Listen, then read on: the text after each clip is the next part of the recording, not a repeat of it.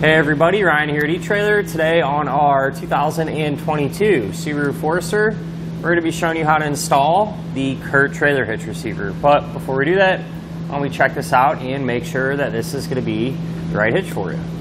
When it comes to the Forester, and honestly just Subarus in general, you see people out there using them to do a ton of different things. Whether you're pulling some trailers around with it, or using accessories like a bike rack or cargo carrier, or even a little bit of both. When it comes to picking a hitch out, you're going to want one that's going to be able to handle all those different types of tasks, right? With the setup like this, it's going to allow you to get all them things done, pull your trailers and use your accessories. And something else that comes to my mind is how it's going to look. Especially with something like this. We have the Wilderness model here today, and so you're going to want something that kind of matches that Subaru image, right, and looks good. And having a hitch back here obviously looks right at home. This style of hitch I'm more of a fan of because they're, for the most part, completely hidden. Really the only thing you're going to be able to see is the receiver tube opening back here.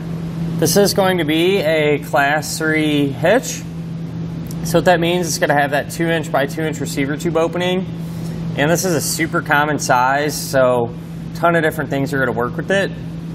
At the end, there's a reinforced collar for a little bit of extra strength, and it is going to use that standard 5/8 pin and clip. But keep in mind, pin and clip don't come with the hitch. If you need one, not a big deal. You can always grab it here at eTrailer. The safety chain openings are plate style, and I actually kind of like them. I think they look cool.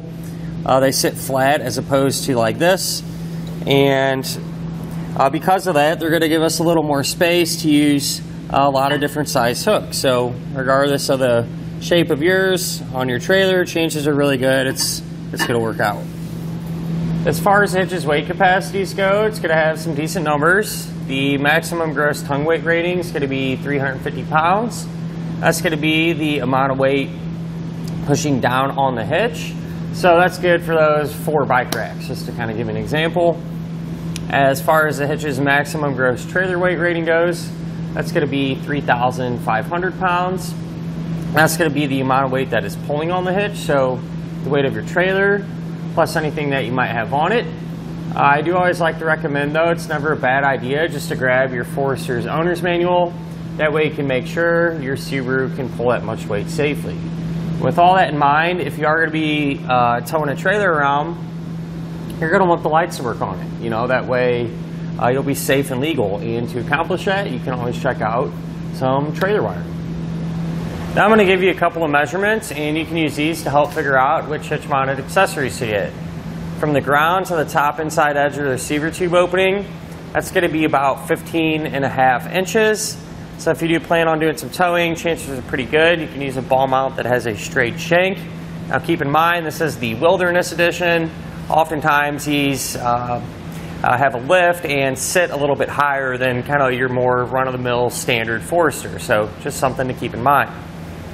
From the center of the hitch pin hole to the edge of our rear bumper, that's going to be about 2 inches, and you can use that measurement to help figure out that if any folding type accessories you might have can be stored in that upright position without contacting the back of your Forester.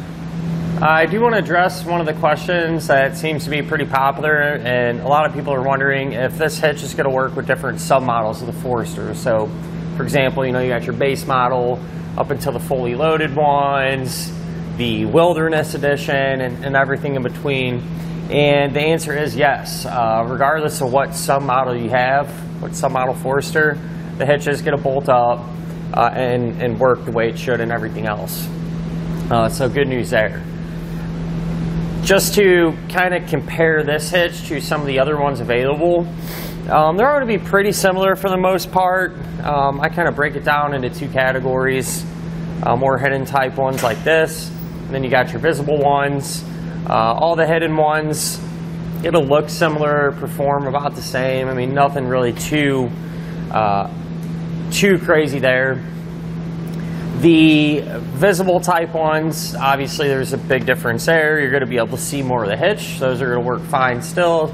It's really just going to depend on what you're looking to do. But other than that, at the end of the day, I think this one looks really good and gives us some good ratings and stuff. So we'll be able to use it to do whatever it is that we're trying to accomplish.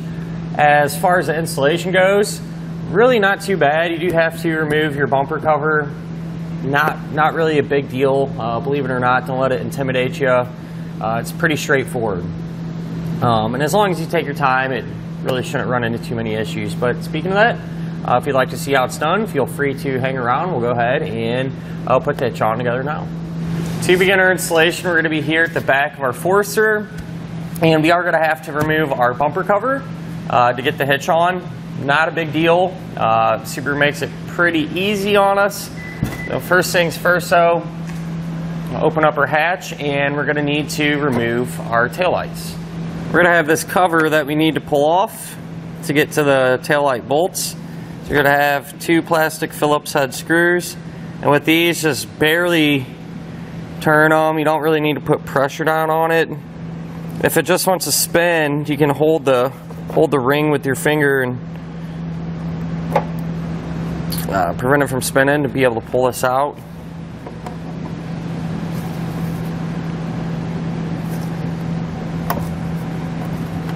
Get them on out. This piece will come off. You may need to take a trim tool or even a small flathead screwdriver and just kind of work behind there. Get this piece off. Then we're going to have 2 10mm head screws.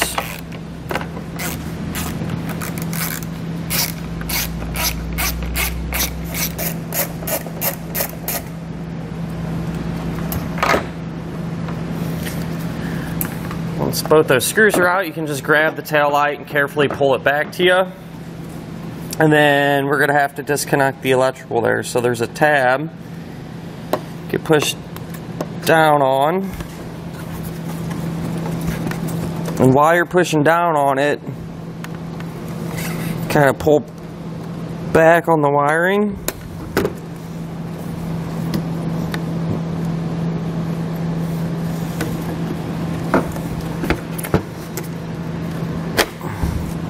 Get them separated. I'll set our light off to the side, and from this point on, anything you do to one side of the vehicle, we're also going to do to the other side because it'll be set up the same way. Now if you move to our rear wheel wells, if you look right up at the top where our bumper cover meets the quarter panel, we're going to have a fastener we need to pull out. With these, you can just take a screwdriver, you push down on the center of it, and then we can get behind the fastener there and get it removed. Underneath the vehicle now, along the bottom edge of our bumper, we're going to have a handful of pushpin type fasteners. Need to remove. With these, just pry down on the head, and the whole thing will come out. That one actually came out pretty easy. A lot of times these will get kind of caked up full of dirt and stuff, and you'll have to fight it a little bit more, kind of like this one. And what helps with that sometimes is if you use a tool like this, it's called a trim tool, and it gives you a little more leverage and pries down on it better. But we'll just continue to work our way around here. So that one looks like it doesn't need to come out. We're really just looking for the ones that are attaching this bottom edge to the actual body of our vehicle. This is one of them. This will be one here.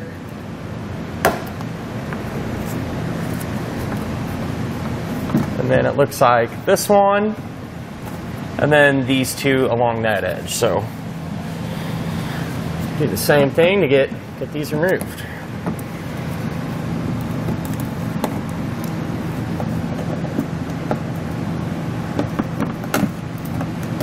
Now with the next set of hands, we can get our fascia off.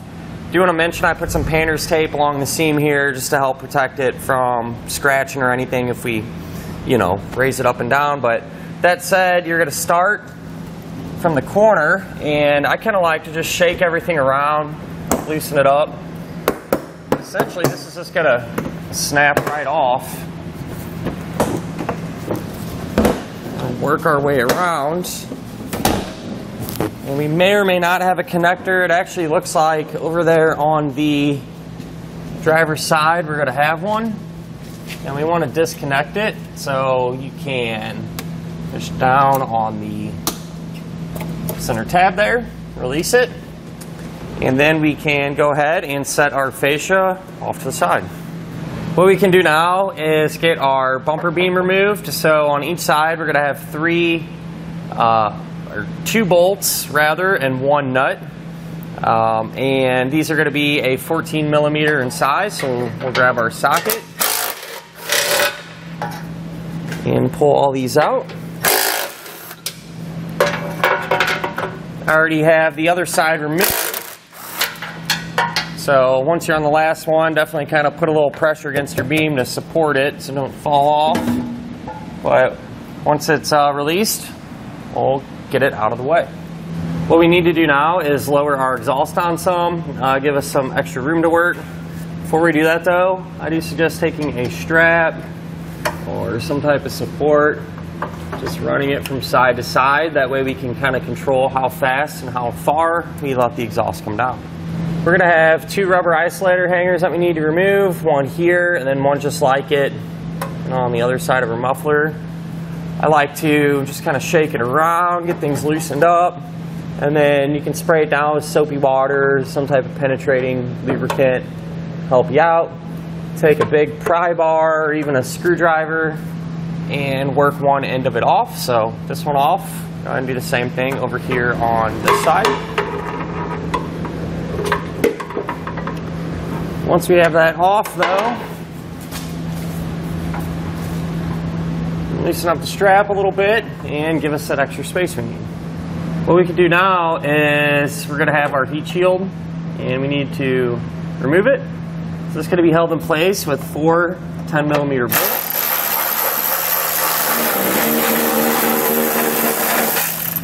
And we can lower this down out of the way for now. If you look on the bottom side of your frame, there's some rubber caps in there and we're going to pull them out.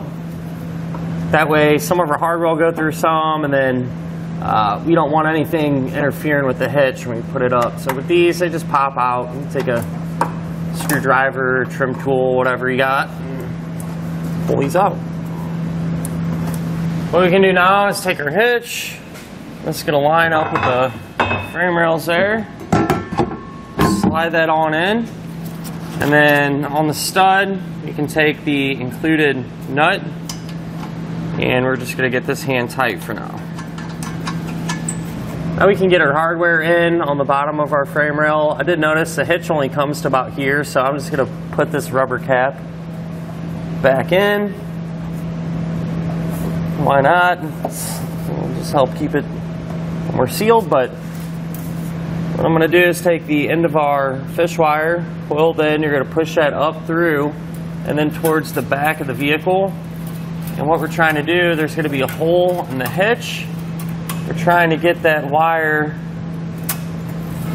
to come out through it.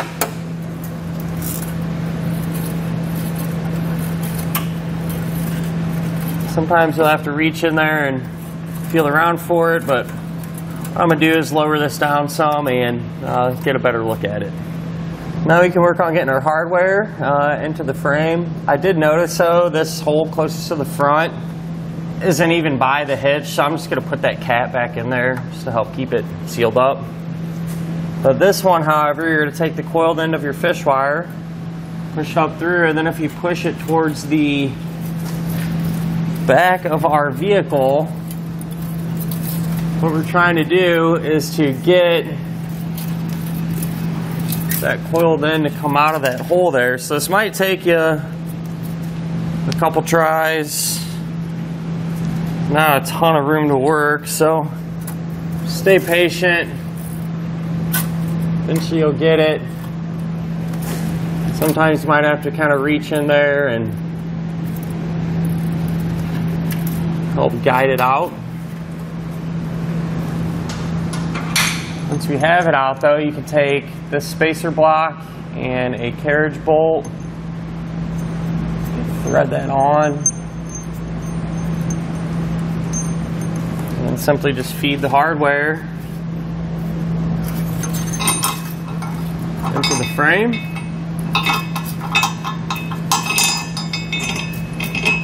And pull it down until it drops down through like that. And once it's dropped down, you can remove the pull wire. And we can grab our finishing hardware, which is going to be a spacer block like this. Put that on. What I like to do is then just apply some side pressure to it using the spacer block to keep the bolt steady. We'll take a flange nut, get this started hand tight. What we can do now, make sure your hitch is centered, so you can push this from side to side just a little bit. Obviously you want to do that until you get it right there in the middle where you're happy with it. And then for these two attachment points, you're going to take the included bolt and conical tooth washer. Make sure the teeth on the washer are going to face towards the hitch. But these are just going to thread right on in. And get these started by hand.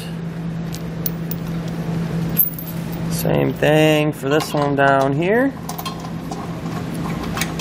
And then we can come back and snug up the hardware. So for the new bolts, you're going to use a 17 millimeter. And for that one, we can use a 14. We can go on the bottom side. I'll grab a different size socket and get that one snug down too.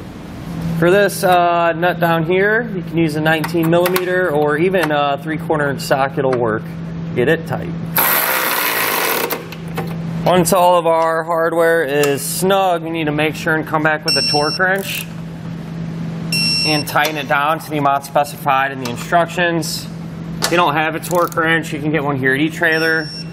Or a lot of times you go to your local auto parts store, they'll have one there available that you can rent. Now we can grab our heat shield, and we're going to have to trim a little portion of this out, that way our bolt will clear it. And so I just drew a line around there. There is a diagram and instructions you can follow, or you can just kind of hold it up and look and see what's going on. So I got a pair of snips. We're going to get this material removed. Be careful when you're doing this too. These corners and stuff can be pretty sharp, so.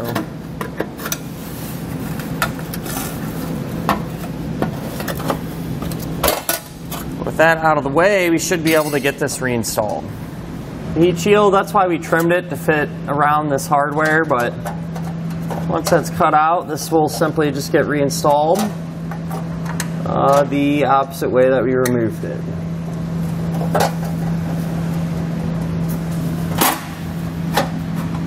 Once the shield's up, we can take our exhaust and rehang it. It does help to re-lubricate the hangers, and when you're doing this, you can usually line everything up and get it back in place by hand.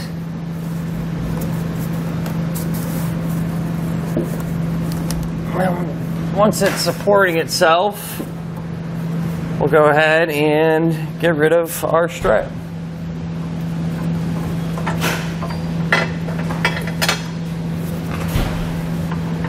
Now we can move to our fascia, and we are going to have to trim out a portion of it. That way it'll fit around the hitch. And there's a diagram and the instructions you can follow. So I did that, drew everything out. Pretty thin plastic. So you could probably use a pair of snips to cut this, but to speed things up, I'm just going to use my Dremel tool here.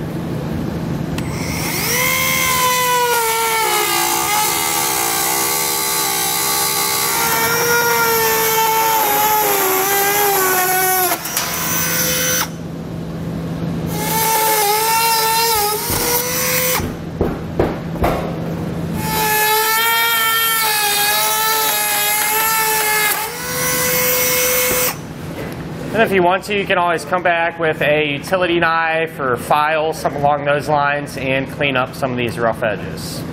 With the fascia trimmed out, now what we can do is get it back into position and get it resecured the opposite way that we removed it.